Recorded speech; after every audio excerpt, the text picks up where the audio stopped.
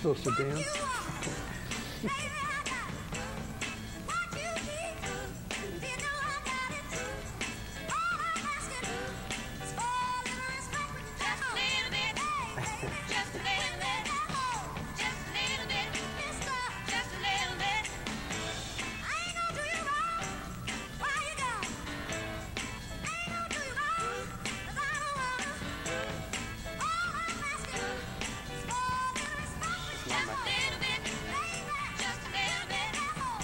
Probably be up now. That's good.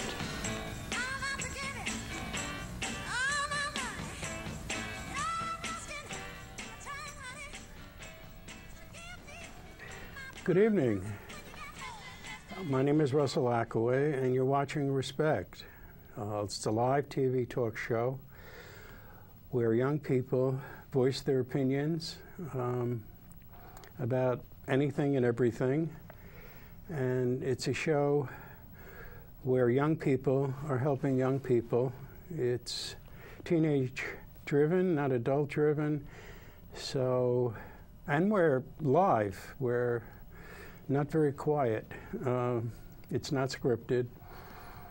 So we're getting honest, genuine responses from the life experiences of our panelists.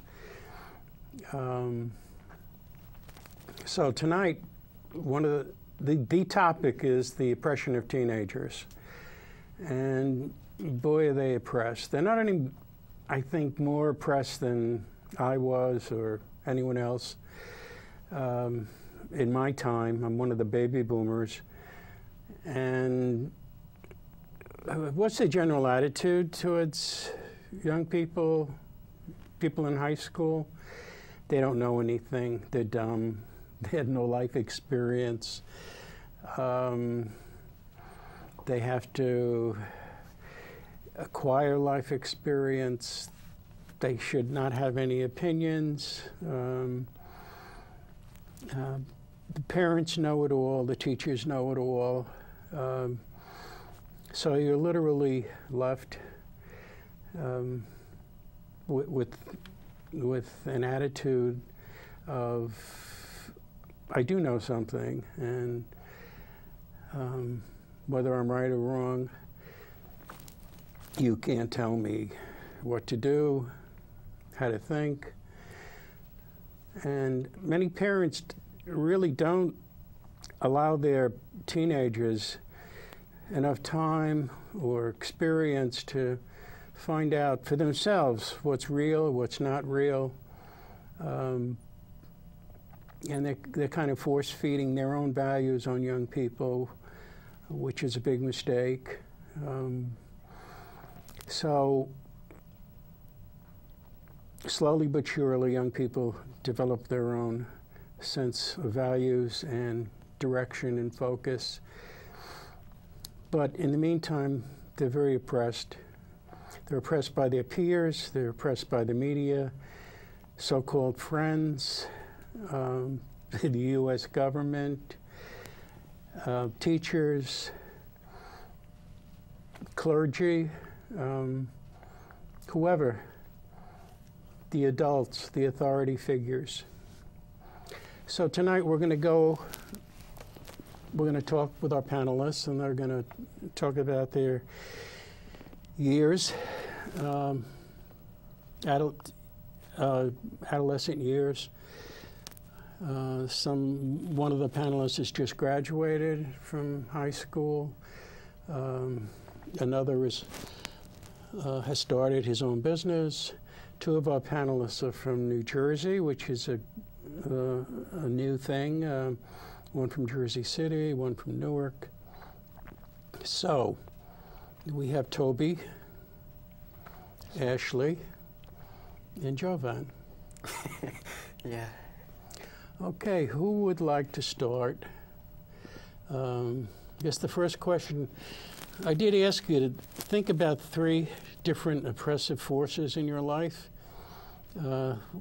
beginning with the most that you can remember that you had difficulty with. Who would like to start? Okay, brave. Yeah, well, I think one particular form of oppression or force that I had a huge hard time dealing with was media and how it was portrayed, because now that I'm older, I'm more comfortable in my skin, but before I was all about trying to fit into the stereotypes, trying to fit into what was picture perfect, what everyone else wanted me to be. And at the same time, it was taking a toll on my health. I was dealing with, eating disorder as well as a cocaine addiction, because I wanted to be so perfect for what everyone else wanted me to be. So that's one major force. Okay, so you grew up in a family where there was a lot of pressure and images were very important. Was it a upper middle class family, or? A little above upper middle class, and there was a lot of pressure to be, I am openly gay, but there was a lot of pressure for me to be the son who's going to go to law school like my mother and portray this straight masculine image, which is far from what I am as a person or individual. So there was a lot of pressure of being the perfect straight son, to kind of live in my brother's shoes. So you were born and raised in Florida, but you left. Yes, I did leave. You packed your bags and you came to New York City. Yes. And you were homeless. Mm-hmm. And you slept in the streets and in the bushes. One night I did sleep in the streets in the bushes, actually on 125th Street. It was my first night of being homeless. Then the second day, I had worked my way into getting onto the train because they wouldn't let me on without paying. So I snuck on the train, I hopped a turnstile, and I went back to Port Authority bus station, where this officer directed me to the Covenant House, which is a youth homeless shelter where they helped me get into a transitional living program. Good, and you followed through. Mm-hmm. What other areas of, let's go. Well, basically one for me that I've struggled with, like, probably since I was 5 years old, was basically the fact that I was very articulate from a young age, so I got picked on a lot by my, I would say, like, African-American peers who basically didn't have their priorities straight, and just, their mindset was focused on the sneakers and the fashion and the things, and I had my head in the books more so than that. And so I got picked on a lot, got called a lot of names, Oreo, whitewashed, just things along those lines to basically put me down and make me not feel comfortable in my own skin. But basically when it comes down to, I know more about Black history than, any of those people who, call me those names and things. But that's just something that I still to this day deal with, because, once I open my mouth and people hear how I sound, like, it's just like a red flag, like, whoa, you grew up around white people. And, I did somewhat, because it got to the point to where I couldn't go to schools in my educational, like, zone system, because, it was just lacking. Like, the teachers weren't good, the kids were just rowdy and everywhere. So since I was, I say 13, I've commuted like 45 minutes or more to go to schools so I could, basically broaden my horizon and grow as a person. So that's one thing that that's kind of oppressed me a little bit, but I've been strong, in working with it and just not letting that get to me. How did you acquire that? What influenced you? That ability to be articulate and verbal? I would say, it was my mom, 100%. She was just, like a hardcore, like, Black activist, just to come up and to be she gave me the knowledge just to know that there's more things out in the universe to look for, and that knowledge is power. And so just basically she gave me that. Yeah, she didn't, I think you'd mentioned to me, she didn't want you to be a leaf in the wind. Right? Yeah, just a leaf blowing to and fro in the wind, yeah. And so she instilled a lot of things in me at a very young age to just give me the foundation that I have to be the person that I am today. So you must have felt really secure in yourself? Yes, very secure and alone in certain, aspects, because I couldn't relate to, the young, like, Black, kids on my block just going out and doing whatever it is that they do. So I kind of felt alone. And then a lot of my friends are, of, Caucasian descent or whatever. So it's like an outsider thing with that too. Like, just like being like the token, like the only Black girl at all the parties, or, on the cheerleading team, or, at all the sports games. So I just dealt with that, but somehow. stayed strong. So you did socialize? Yes, a lot, very much so, very much so. And like I said, I was always the token, the only black girl there at the events and things, and it's just what I've had to put up with. Okay. Tobi?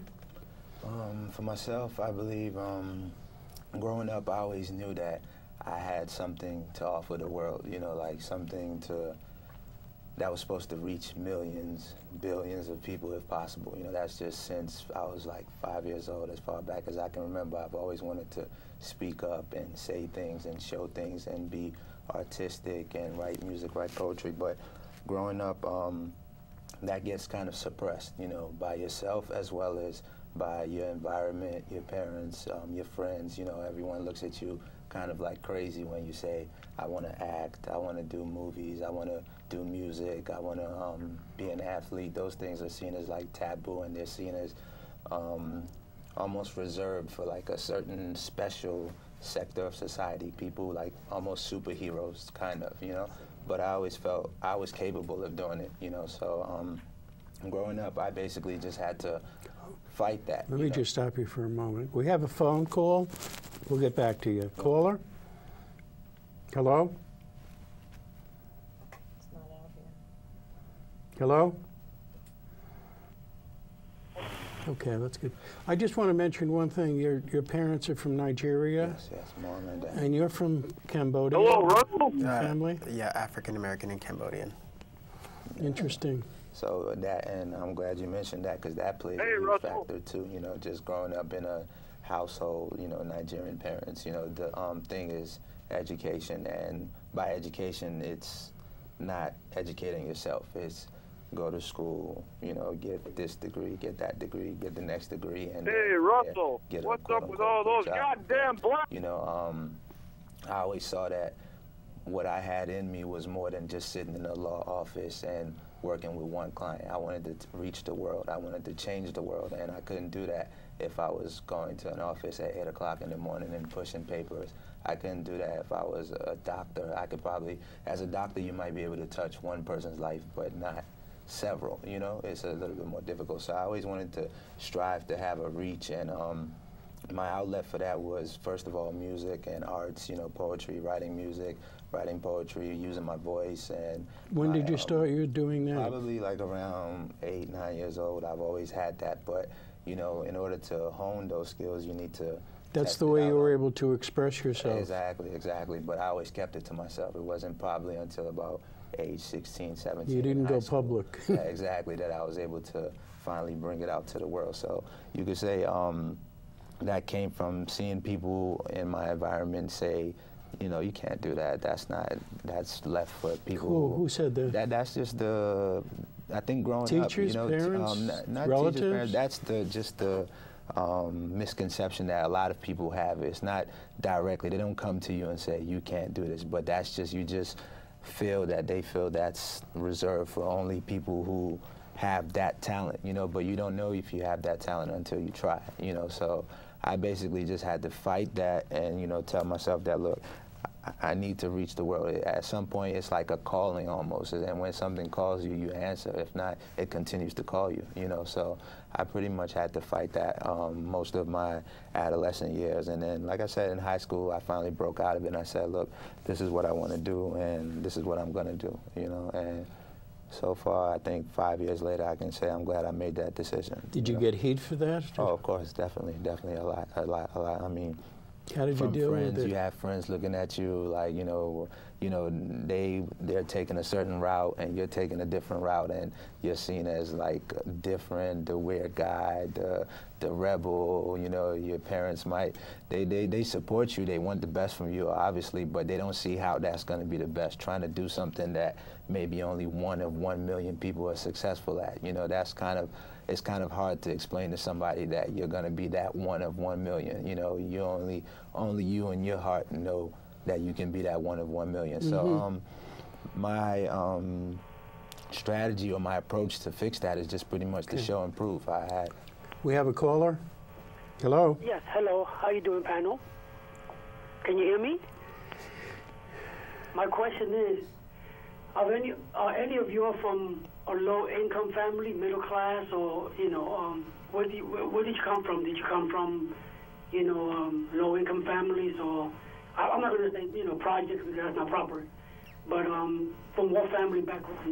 Middle income. Is there some reason you're asking that question? Yeah, because it seems like when somebody from a low-income family, especially that listen like in the low-income family, and you're trying to progress, those within the community, especially teenagers, they make fun of you because you're trying to be different, you're trying to progress. Why do you think that's the reason that's among teenagers? When somebody's trying to progress, from a low, let's say, poverty, they make fun of them, trying to be different and make something of themselves. Good question. What do you think about that? Good question. Can I speak on that? Sure. That's a great question, because I think your economic standing does have a lot to do with it. I think if you come from certain households and certain environments, to a certain extent, if you have a dream, it's nurtured and it's supported, and you have the financial backing and everything that it takes to push that dream and make that dream become a reality. Whereas if you come from a certain economic background, social background, it's seen, like the caller said, it's seen as unrealistic. Like, how are you going to become this coming from this neighborhood? How are you going to become that? And I can speak on that because I think the earlier part of my life, when I was living with my whole entire family, father, mother, we were pretty much middle class, maybe even close to upper middle class. And then from age 9 till now, pretty much below middle class, and that's where the struggle came in. How do you fund these big, unrealistic dreams that you have, So I definitely think economics and financial standing has a lot to play in how people perceive what you're trying to do with your life. Mm-hmm. Definitely. Ashley, you want to say something? Yeah, I myself, I would say lower, middle class. I grew up, my mom was a single parent, and she was just an entrepreneur. She had her little jobs, that she would do off to the side. And I never wanted growing up, but I think being that I did come from, probably, lower middle class, that I had a drive in me to work harder to basically give my kids the life that I, didn't have growing up and all the things that I didn't have. And so basically, I did, get a lot of flack for wanting to strive and be able to have incorporate those things in my life. Flack from who? Well, from teenage, from my peers. Yes. What about adults? Yeah, no, none whatsoever. Adults always are pretty much on my side because they see me, striving, working for something and towards the better. Mm-hmm. But I would say, advice to, kids who are, in, low income places trying to, strive to do something better is just stay with it and keep on going, because if you put your mind to something and you keep at it for long enough, it has to come about and manifest itself. So just, keep going with it and don't let your current surroundings keep your mind in a box. I remember you saying it's 1,000,000 to 1 shot sometimes. Yeah. And you want to talk to you about, you want to go to Juilliard. Yes. And that's that's that one of those competition 1,000,000 is to fierce. 1. Yes, but indeed. just like she said, But you're going to do it anyway, yes. right? Just yes, like I she am. said, that one person in the million is the person that stuck with it. I know Yes. you want to say something. Well, Yes.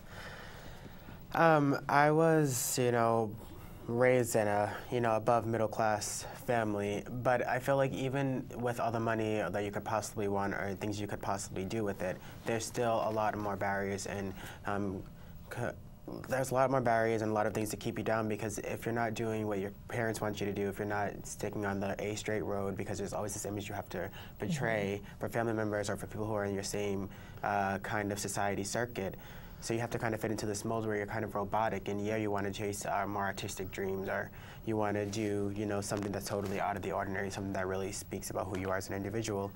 But as long as it's not like wanting to be a doctor or a lawyer or an entrepreneur of some sort, your dreams are basically shot down because you have to fit into this mold to keep propelling the all-American, we have money, we could do anything kind of dream, when really it's kind of a cliche. Mm-hmm. So. Yeah, so your mother wanted you to go to law school. Yeah, my mom in 2003 opened her law firm in Miami, and she wanted me to go to law school like my older brother and sister, to become a lawyer and work for her and make a lot of money, but my dream is to do something in fashion or art.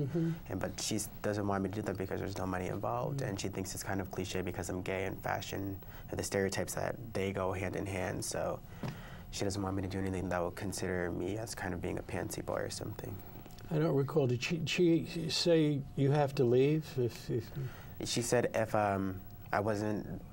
When I was younger, she would slap my legs and tell me to walk like a man because I kind of walk swishy. And she said, like, if I'm not going to be a man, that I had to leave her house. There wasn't any option for me, or there wasn't any option for me or any type of faggot, her words, in her house, under our household. And that if I was choosing to live that lifestyle, that I had to leave. So. Yeah, that's terrible. Okay. Thanks. This is really great. What other oppressive forces were in your life? I would have. Hold on for a second. We have a caller. Hey, good evening. My first time calling in. My question is for the gentleman all the way on the right. I believe his name is.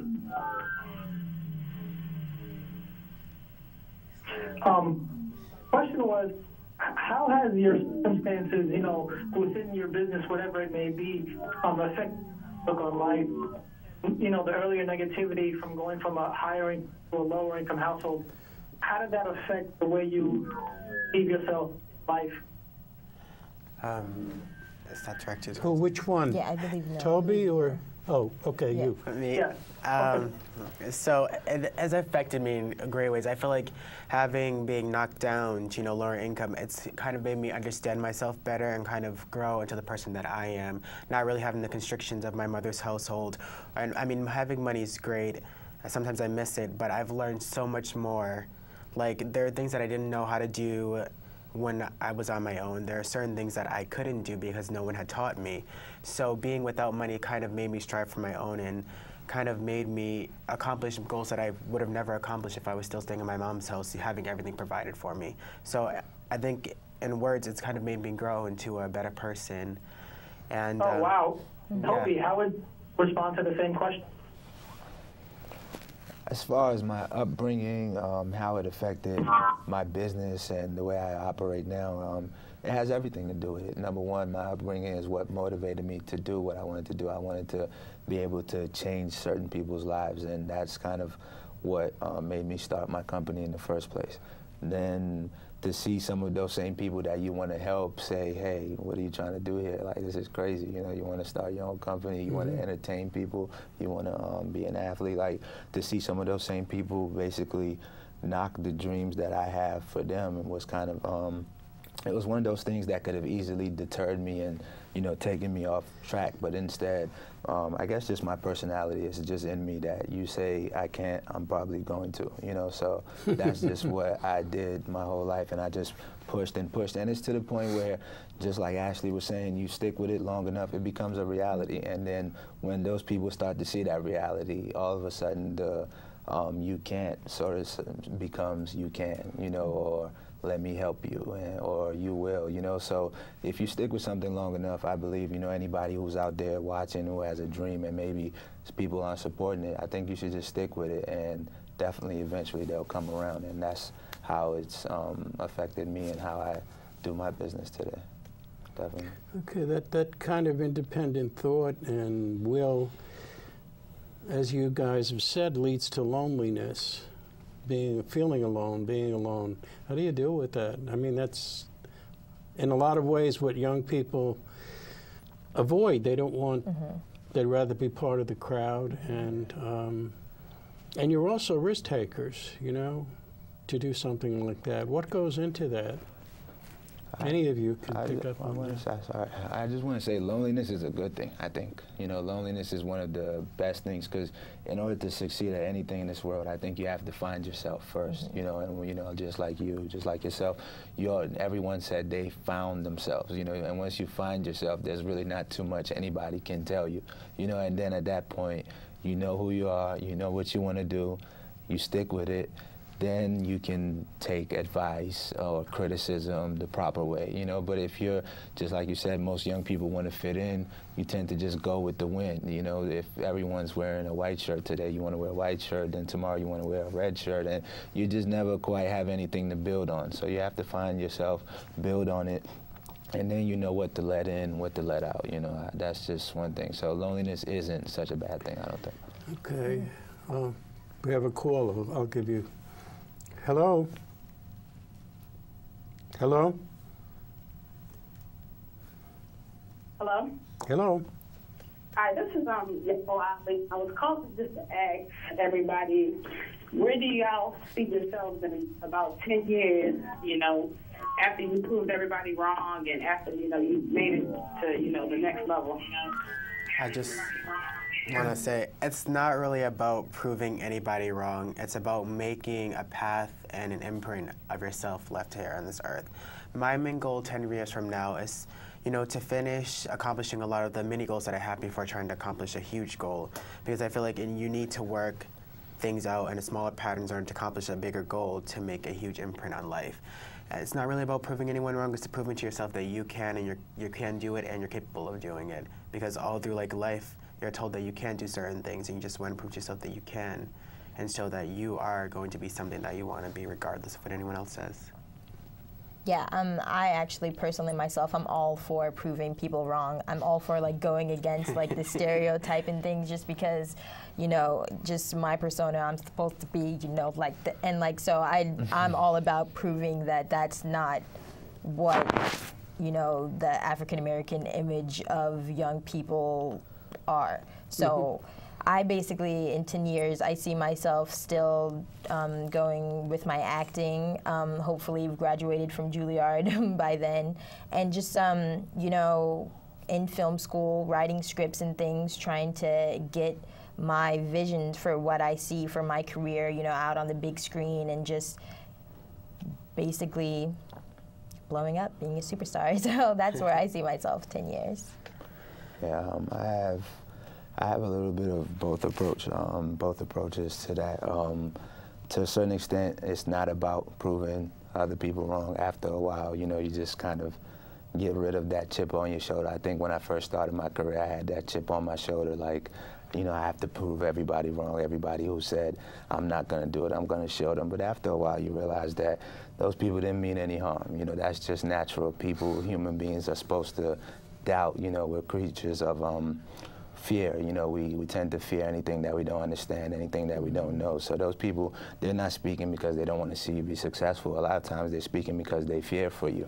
You know, they fear for themselves, they fear for you. So I was able to understand that and to a certain extent get rid of that chip off my shoulder. But as you move along and as you progress, new people come along and doubt you, and those are the people who I think I want to prove wrong and everything. As far as where I see myself 10 years from now, I actually don't. You know, I don't, when I envision my success and my career, I hardly ever think of myself. You know, I always told people that if I was just living for me, I would be fine, just a small apartment, you know, regular car, everything. When I work for other people. So 10 years from now, I see what my mother's going to have, what my brother's going to have, my family. You're very family-oriented. Yes, definitely. I think that's a mentor to your people in your family. Yeah, to a certain extent, I try to be. I think you can't mentor anybody if they don't want to be mentored. But, you know, I've learned, like, I think who I am today and who I was 6 years ago, completely different people, you know, and I've tried to, you know, anytime I see somebody going through something, struggling, I always try my best to voice, you know, what I think will help them, but it's up to them at the end of the day. You can't change people. It's one thing that I've learned, you know. But what about if you're not successful? Okay, we have a caller. What about if you're not successful? We'll get back to this. What you say to yourself is, yeah, they're right. I am a dummy, or I can't really do it. They're right. And you fall back, and you never start over again. Yeah. Let's talk about that in a minute. That can be demoralizing. Yeah. Caller? Hello? Oh, yes, I just also wanted to add, me being a young African-American female in the engineering world, it was like I overcame the only males can be an engineer or only males can be doctors. So, like, I see in the workforce, you know, every day, like, I'm African-American female, I'm an engineer, you know, running with the best of them, proving people wrong. And it's like now the people in my lives are the people who have the same goals and aspirations that I do. Like I see these people on TV right now, even my cousin Tobi who's on there right now, I'm so happy for him. And just keep pushing for your dreams, everybody on the panel, because it's like, once you make it to the next level, you can make it to the level after that, and your whole family will be supportive as they should be. And, you know, even if they're not supportive, just keep on going and know that, you know, you should do what you want and get your goals accomplished, and you'll be successful in life, and keep helping others. Thank you. Thank you. That's why I'm family oriented. Yeah, love you too. That's why I'm family oriented. They call in. It's a family member? No? Yes, Yeah? my cousin. Older cousin. We'll let it die out. So you all take care. I just got home from work, actually, so. Thank you for calling. Appreciate it. Okay, thank you. Bye-bye.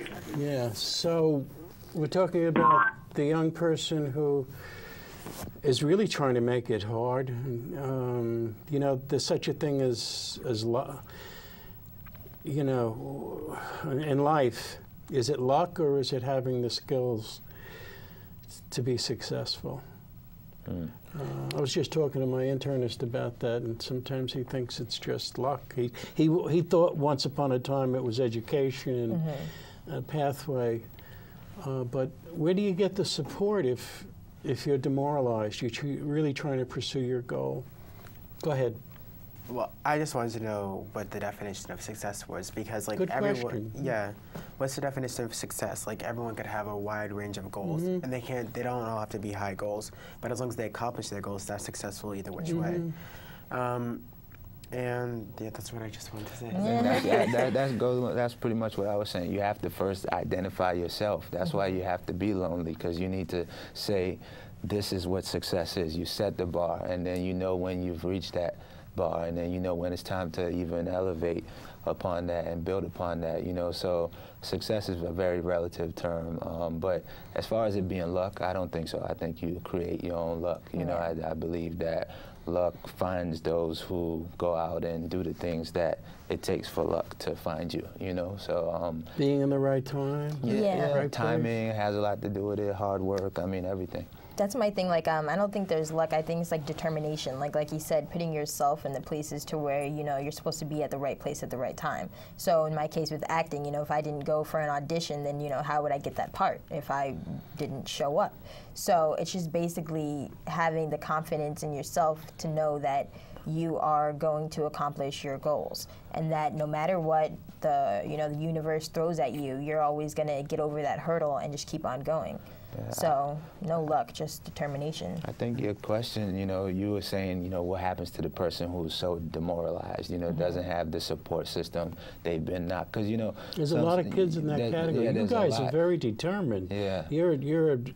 I would think in a minority. That's what I was going to say. I think, you know, maybe you're asking the three wrong people. Yeah. It seems like we're all just determined to do what we want to do regardless. So, you're good role models. You're great role models. But I know out there that there are some people who want to do, you know, like what we're up to here, but they don't have the same mentality. They had it at one point, but it's been completely stripped from them. So I understand that perspective too, because I think I've been there too, but they just have to realize that it's not going to come from your parents. It's not going to come from your friends. It's not going to come from TV. There's no handouts.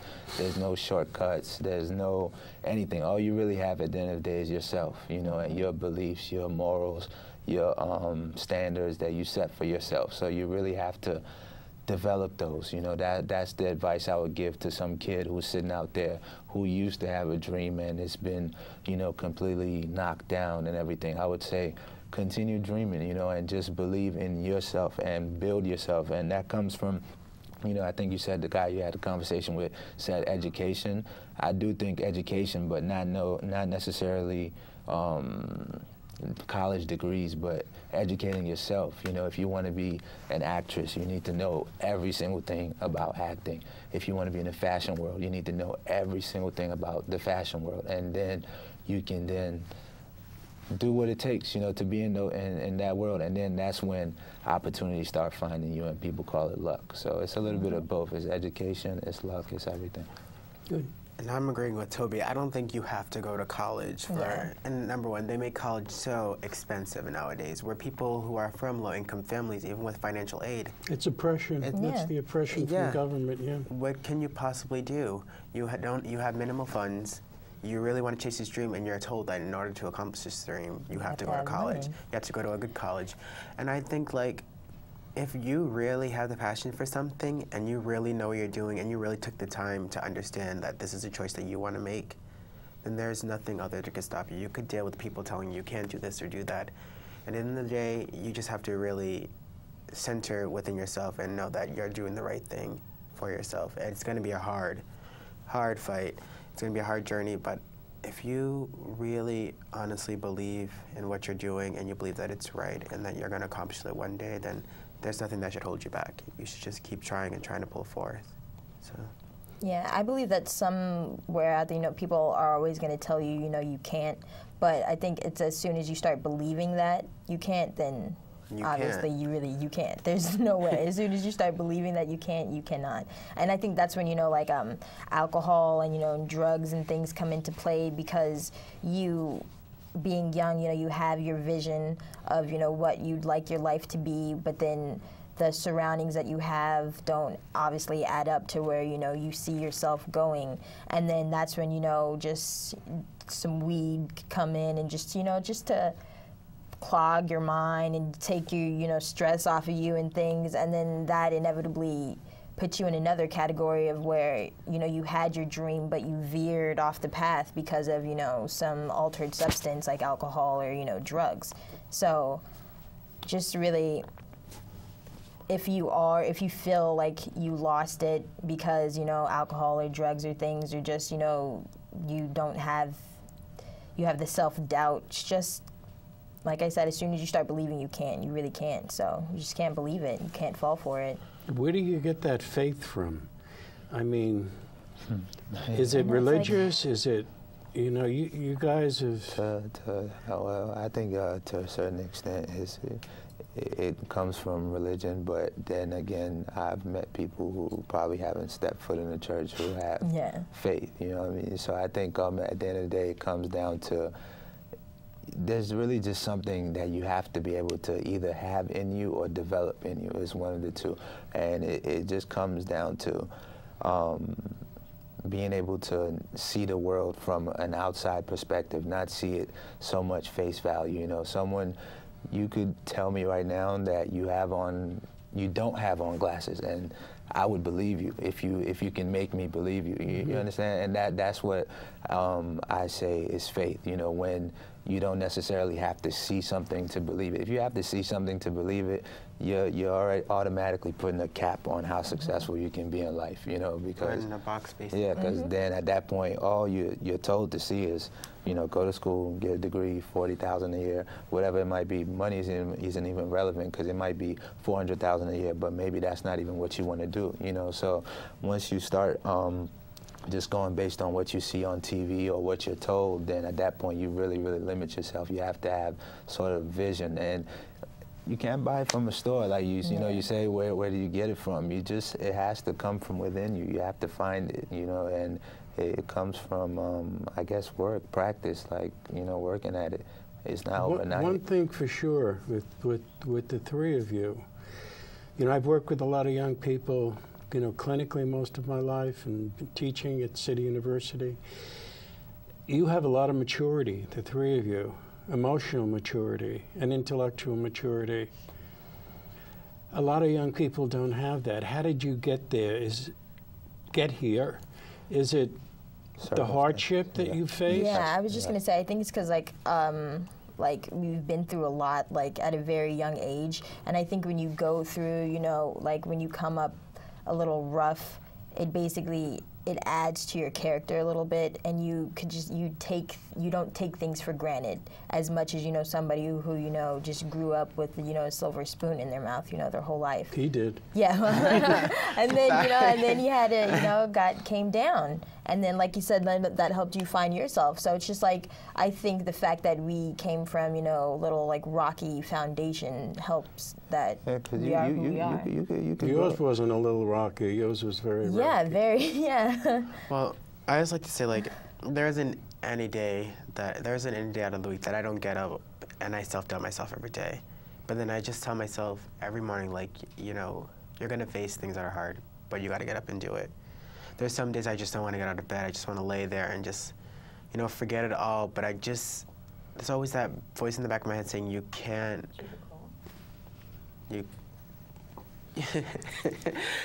I can't let myself fall back. Hold on. We'll continue. We have a caller? Yes? Hello? Yeah, hello? Hello? Yes, I had a question for Tobi. Okay. First of all, I want to say congratulations. This is your older cousin, JR. Wow, it's like my family reunion. Yeah, man. So what it is, of course, you know, I'm going to hit you with a little question, so of course I'll fulfill my little quota. My question was, what was one of the biggest obstacles that you came across as you were pursuing your music career? Obstacle as far as my music career.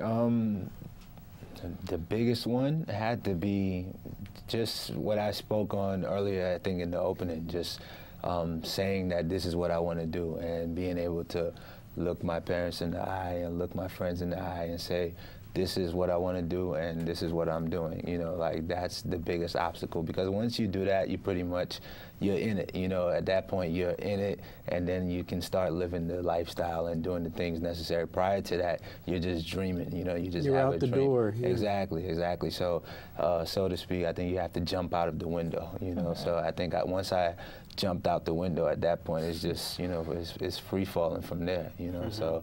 That's pretty much was my biggest obstacle, was being able to, and just like Ashley said, you know, you have to fail. You know, you definitely have to fail. You have to experience failure, and I think I experienced failure very, very early. Like the first time I ever performed ever in my life was in front of my entire high school. You know, and I had to look everybody in the eye. You were a rapper, right? Yeah, exactly. You know, I write music now, not so much because I'm more so into helping other people do what they do, but I do that as well. You know, so. Perform in front of my entire high school, look everybody in the eye, and everybody's watching me, and all kinds of things went wrong. You know, with the sound quality, everything went wrong. It's like my shows. Exactly, it happens. You know, and it could have been seen as probably the biggest failure ever, and it could have been something that would make me just say, look, this isn't for me. I'm never gonna do it again. But I took that experience and I said, you know what? Based on this, I'm gonna improve and I'm gonna keep going, and I found the best. And I think that's what it comes down to. Whether it's music, sports, you want to be a doctor, lawyer, you have to be able to take the circumstances, the bad things, and find a positive within them. Because life, I think they say, you know, in baseball, you know, if you if you hit 3 out of 10, you're a 300 hitter, and that's good enough for the Hall of Fame. I think that's how life works. You know, like you're gonna strike out more times than you hit the ball. But at the end of the day, it's the times that you hit the ball that counts. You know, so that goes with anything, acting. I don't want to just seem like we're here just glorifying just the arts and fashion, because, you know, we're three artsy people here, but it goes to anything. You know, even if it could be relationships or what have you, just anything that you're trying to accomplish in life, there's going to be hardships, and you have to be willing to fight through them. You're doing a lot more. Go ahead. Hello? I'm sorry. Yeah, the funny thing is that the same thing you're saying, I try to tell people, because the biggest thing I try to tell people, and that I actually exude myself, I try to tell people, don't be afraid of failure. The moment you're afraid of failure, you're never going to do what it takes to win, because you're always afraid that you're not going to succeed, and you're just going to stay where you're at just to stay in your comfort zone. Exactly. Yep. So that has a lot to do with the support around you, because parents, you know, they want to keep you home a lot of the time, and they don't really want you to grow up because they need you to be dependent on them. They'll say, see, you failed, you know, and they'll ridicule the kid rather than say, all right, pick yourself up and go out and do it again. Yeah, and that's another thing, like we were saying, like how we are the way we are, like I know I am the way I am because of my mom, you know, single parent. Like that was, you know, she was my mirror. Whatever she did, you know, I would look at and say, okay, that was a good example. I'm going to go off of that. But for kids who don't have, you know, the parents' encouragement and that foundation and things, it's extremely hard. I couldn't imagine me being me without having support. And just, you know, the encouragement that whatever I did, she had my back and believed in me. And I just, with kids who don't have that, I really, it's like I feel sorry because it's something that's necessary in order to better yourself and improve and go on in life.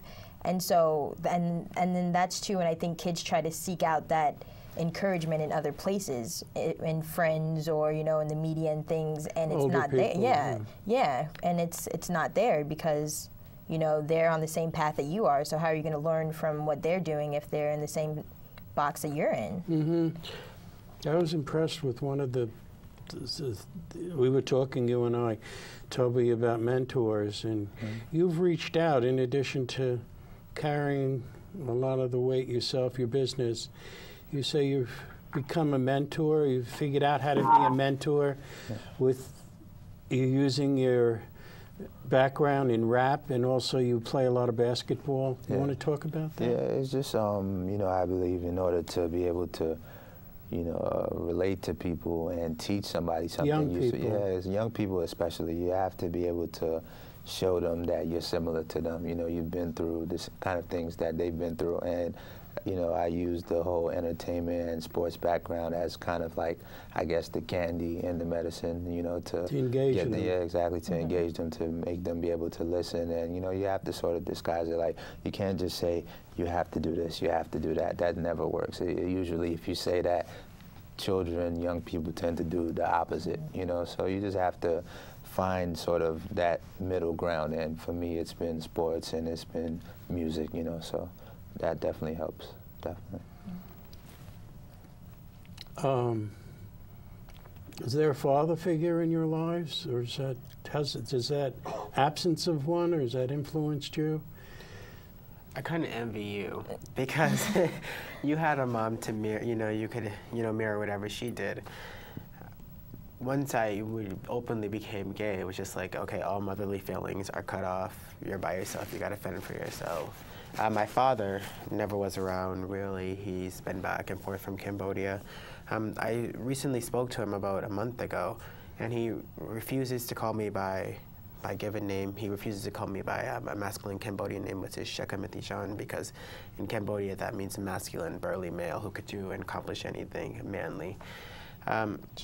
So my father really doesn't want anything to do with me, and my mother doesn't want anything to do with me. So the only people that I had to look to for inspiration is myself, and a lot of people in my peers who I've met along the way of being homeless in New York City and accomplishing goals, because they really gave me the strength to carry on and not give up anymore.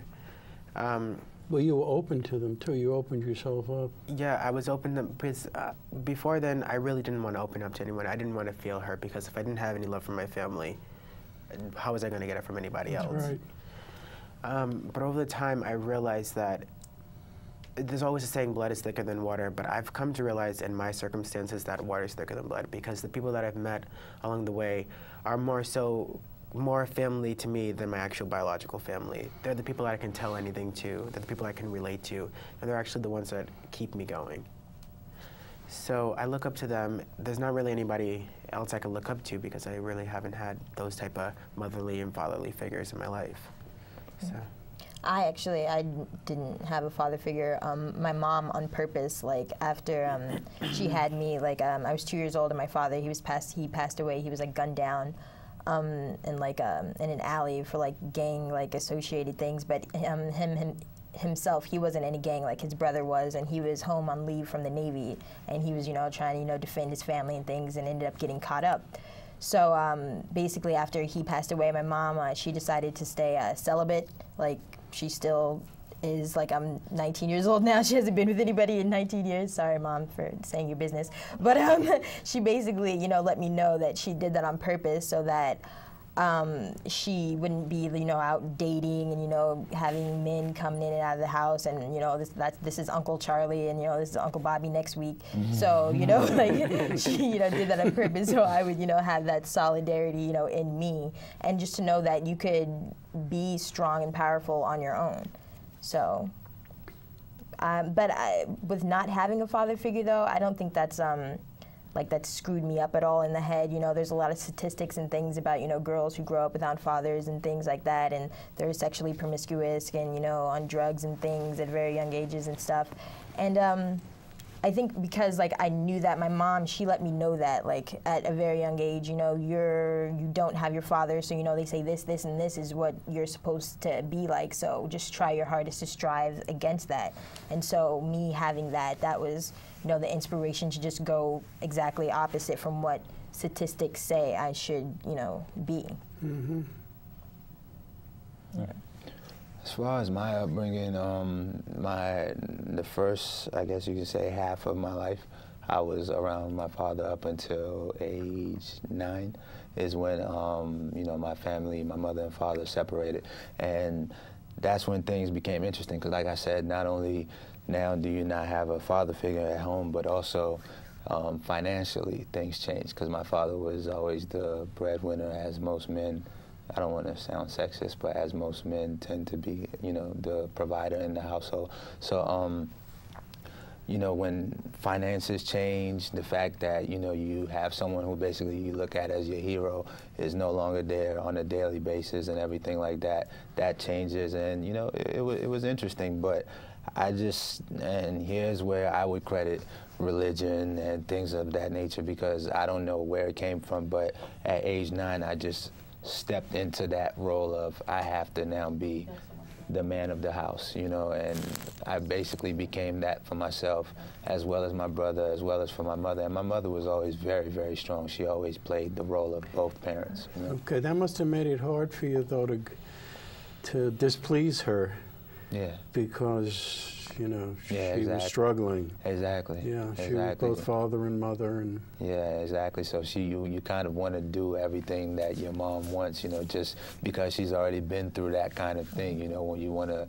But then I know that deep in my heart of hearts, what I'm doing is to better her life. So that makes it a little bit easier to do what I want to do, you know. Okay, we have another caller. Hello? Hopefully not my cousin. Hi, my question was for Jayvon and Tobi. I have a nephew and a godson, and neither of them have a male figure in their lives. So I was wondering if you guys could tell me what are some ways that I can ensure that they're not going to turn to the wrong outlet for, you know, for not having a male figure in their lives. I know there's things that they don't want to share with me or open up to me about, and I know nothing can really replace having a solid male figure. So what are some of the things that I can do to proactively ensure that they don't, you know, turn down the wrong outlets, like getting involved with, you know, gangs or whatever, to ensure that they just feel confident in who they are as men? How old is he? Both of them are coming into their teens. Can you take a shot at it? I'll take a shot if you don't mind. I guess I would have to say get them as many outlets to try as many things productive, so they can have a wide range to kind of find out a way of what they're really into and who they really are. Let them try to grow, give them a little bit of space to, you know, to breathe and try different things, positive things. So that they can grow into their own people and not really have the pressure of like trying to hide things from you, because as long as you're open with them and they feel like they can come with you with anything, with you giving them that little bit of space, they'll be more than willing to come with you with a lot of other things as they reach more and progress more into their teenage years. If I can add to that, you know, definitely, you know, be active. I think, you know, that's what you have to definitely take an active approach, whatever that approach may be. You can't take a sort of, I'm going to sit back and let them come into their own. That doesn't happen with 9-year-olds, 10-year-olds. You have to be proactive, you know, and I think that's the thing I'll credit my mother with the most. Even if sometimes maybe there's no guidebook, obviously, so sometimes maybe the things maybe she did I wasn't too happy with or whatever, but she was active, she cared, and at least you get the feeling because someone's pushing you, they someone's care pushing about you. you. Someone cares about you, and you see that, and you think twice before you make wrong decisions. Even if you make a wrong decision, you're aware that there's someone back home that wouldn't approve of this, and that might deter you from doing that. So you definitely have to take that proactive approach. And I think there does need to be a male figure at some point, that kind of staring, especially when you're dealing with a young man, but it doesn't necessarily have to be the father. It could be a teacher at school, it could be a friend, an older friend, it could be anybody, but you definitely just want to have people, whether male or female, who are taking that active approach towards raising the child and not just sitting back and letting the child figure things out on their own. That doesn't work. Ashley, you can have something to say about that, too. Actually, like my boyfriend, he recently passed away. Oh, sorry. Yeah, thank you. He was like street racing, just messing around with friends, just like going to the store like late at night, and it was like raining outside a little bit. And so basically his upbringing, he grew up without his mother and his father. He lived with his grandma like in Florida, and then all of a sudden out of the blue, he did something messed up there, and he had to move to Jersey City to live with his father at age 13. And so his dad was in and out of his life until he obviously moved with him. And he basically, like his dad was a cab driver, and he was gone, 3 to 4 days out of the week, and so he was basically left at home the majority of his life to, just to raise himself. And basically, inevitably, he ended up where he did because he didn't have the foundation at home, somebody keeping watch on him and, having tabs on him and where he was at and things and curfew. He was just basically let to just, run free. And so basically I would just say just keep tabs on them and just always let them know that, you have eagle eyes and you're watching them, because if you don't, then they will have free reign. That shows you care about them, too. Yeah. Even if it means them not liking. We're going to have to wrap it up. Sorry. Okay. That was fast. Last few words for the young people out there who are oppressed. Well, I just like to say, stay positive, keep dreaming, and know that the sky's the limit, and you can do whatever you want to do as long as you keep a positive head and try to do as many things as you possibly can to know what you're really into and what you're really passionate about. And you're a good example of that. I actually just have a word for the parents who, because teens are going to be oppressed, whether it's at school, on the playground, wherever. So I just have a word for the parents to just basically encourage your children, try to talk to them and speak with them, because if anything... Communication is very important. Yes, communication is very important. Talk to them all the time, even if you're babbling. Yes, and if anything, talk to us from a young age all the way up into our teens. If you start to talk about sex.